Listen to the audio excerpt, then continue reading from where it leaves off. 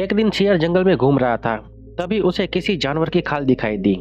वो पास गया तो देखा ये तो शेर की खाल है। पहले तो शेर ने शेर की खाल देखकर डर गया। तभी शेर को आदतन एक शरारत सूझी। उसने शेर की खाल उठाई और उसे ओढ़ लिया। शेर की खाल ओढ़कर वो बहुत खुश था और अपने आप को ही शेर समझने लगा। उसने सोचा चलो आज जंगल में दूसरे जानवरों को डराया जाए। वो उसी स्थान पर गया जहाँ जंगल के सभी जानवर बैठे हुए थे। अपने नजदीक शेर की खाल में शेर को देखकर वह उसे सचमुच शेर समझ बैठे और वहां से भागने लगे। ये देखकर शेर नाचने लगा और शेर ने कुछ दूर तक उनका पीछा भी किया। ये सब करने में शेर को बहुत ही मजा आ रहा था। वो सोच रहा था अब तो मेरे मौज हो गए, मैं रोज इसी तरह जानवरों को डराऊंगा और वह मुझसे सच में शेर समझकर मुझसे डरेंगे और मेरा सम्मान करेंगे।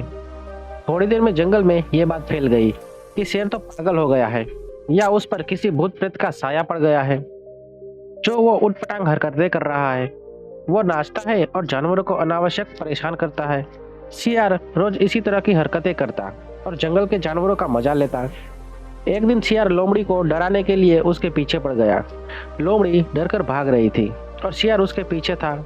ये सब करके वह बहुत खुश था और अपनी खुशी व्यक्त करने के लिए आदतन जोर जोर से हुआ हुआ की आवाज निकालने लगा। शेर की हुआ हुआ की आवाज सुनकर लोमड़ी वहीं रुक गई और शेर के पास जाकर बोली, अच्छा तो तुम हो शेर जो शेर की खाल ओढ़कर जंगल के सारे जानवरों को डरा रहे हो। रुको अब मैं जंगल के सारे जानवरों को बताऊंगी, वही सब तुमको सबक सिखाएंगे। तुमने सभी को बहुत परेशान किया है। अपनी पोल पट्टी खुलती देख शेर बहुत डर गया और वहां से डरकर भागने लगा। शेर को भागता हुआ देख लोमड़ी ने जोर जोर से शोर मचाकर जंगल के सभी जानवरों को बतला दिया कि ये दरअसल में शेर नहीं बल्कि शेर है जो शेर की खाल ओढ़कर जंगल के जानवरों को डरा रहा है। जंगल के जानवरों ने शेर को घेर लिया और उसे इतना मारा कि उसकी हड्डियां भी दर्द करने लगी। मार खाकर शेर को अपनी गलती का एहसास हुआ और उसने जंगल के सारे जानवरों से माफी मांगकर उनको विश्वास दिलाया कि वो भविष्य में दोबारा ऐसी हरकत नहीं करेगा। तो दोस्तों इस कहानी से हमें ये शिक्षा मिलती है कि सच्चाई कभी नहीं छुपती और जो दूसरों को परेशान करता है उनको सजा अवश्य मिलती है। तो चलिए दोस्तों बात करते हैं हम अगली कहानी के बारे में। बहुत पुरानी बात है। एक तालाब में एक मगरमच्छ और कछुआ रहते थे। उसी तालाब में एक गीदड़ पानी पीने आया करता था। मगरमच्छ ने तालाब की सारी मछलियां खाकर खत्म कर दी। अब तालाब में कोई मछली नहीं बची थी। मगरमच्छ को खाना न मिलने के कारण अब मगरमच्छ को भूखा रहना पड़ता था।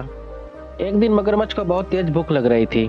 वो सोचने लगा मैंने तो तालाब की सारी मछलियां खाकर खत्म कर दी है, अब मेरे पास खाने को कुछ नहीं है, अब मैं क्या खाऊं। एक गीदड़ रोज यहाँ आता था, आज वो अभी पानी पीने नहीं आया है।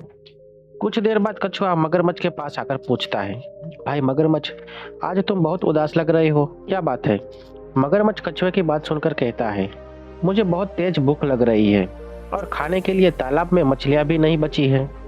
मैं सोच रहा था कि यदि गीदड़ पानी पीने आता तो मैं उसी से अपना भूख मिटा लेता, किंतु वह बहुत चालाक है और यहाँ पानी पीने नहीं आ रहा है। मगरमच्छ की बात सुनकर कछुआ कहता है, भाई मगरमच्छ इस तालाब की सारी मछलियां तो तुमने पहले ही खत्म कर दी है और गीदड़ भी तुमसे डर कर यहाँ नहीं आता, इसमें भला मैं क्या कर सकता हूँ। तभी मगरमच्छ कछुए से कहता है, भाई कछुए तुम तो मेरे परम मित्र हो, क्या ऐसी मुश्किल घड़ी में अपने मित्र का साथ नहीं दोगे। कुछ ऐसा उपाय करो कि गीदड़ खुद ही खुद मेरे पास चला आए। कछुआ बोला, मित्र तुम्हें तकलीफ में देखकर मुझे अच्छा नहीं लग रहा है, मैं कुछ उपाय करता हूँ। तुम एक काम करना, मैं किसी तरह गीदड़ को यहाँ लेकर आता हूँ और तुम अपनी सांस रोके हुए ऐसे पड़े रहना जैसे तुम मर गए हो। मगरमच्छ कछुए की बात समझ गया और तालाब में सांस रोके हुए पड़ा था जैसे मर गया हो। कुछ ही देर में गीदड़ वहां से गुजरता है। गीदड़ को देखकर कछुआ जोर जोर से रोने लगता है। कछुए के रोने की आवाज सुनकर गीदड़ कछुए के पास आकर पूछता है, भाई कछुआ क्या हुआ, तुम इतना क्यों रो रहे हो। तभी कछुआ कहता है, मेरा मित्र मगरमच्छ अब इस दुनिया में नहीं रहा, मैं उसी की याद में रो रहा हूँ। गीदड़ मन ही मन सोचता है कि अच्छा हुआ ये मगरमच्छ मर गया, अब मैं निश्चिंत होकर पानी पी सकता हूँ, अब मुझे कोई डर नहीं है। तभी कछुआ गीदड़ से कहता है, चलो भाई गीदड़ इस मगरमच्छ के ऊपर घास पत्तियां डालकर इसका अंतिम संस्कार कर देते हैं। गीदड़ मगरमच्छ के पास जा ही रहा था, तभी उसे एहसास होता है कि मगरमच्छ अभी नहीं मरा है और कछुआ उसे बेवकूफ बना रहा है। कुछ सोचकर गीदड़ कछुआ से कहता है, भाई कछुआ मैंने तो सुना है कि मगरमच्छ की पूंछ मरने के बाद भी हिलती रहती है, लेकिन इसकी पूंछ तो नहीं हिल रही है। लगता है मगरमच्छ अभी मरा नहीं है। यह सुनकर मगरमच्छ सोचता है कि अगर मैं पूंछ नहीं हिलाऊंगा तो गीदड़ को ये लगेगा कि मैं जिंदा हूँ और वो भाग जाएगा। इतना सोचकर मगरमच्छ अपनी पूंछ हिलाने लगता है। मगरमच्छ की पूंछ हिलती देखकर गीदड़ दूर भाग जाता है और कछुए से कहता है, देखो अपने मित्र को देखो, वो तो जिंदा है, तुम दोनों मिलकर मुझे मूर्ख बना रहे थे। इतना कहकर गीदड़ वहां से भाग जाता है। कछुआ मगरमच्छ से झल्लाते हुए कहता है, अपनी आंखें खोल दो गीदड़, वो तो भाग गया, तुम बिल्कुल मूर्ख हो जो गीदड़ की चाल में आ गए। मूर्ख हमेशा मूर्ख ही रहता है। तो दोस्तों, इस कहानी से हमें ये सीखने को मिलता है कि बुद्धिमानी से बड़ी कठिनाइयों से बचा जा सकता है।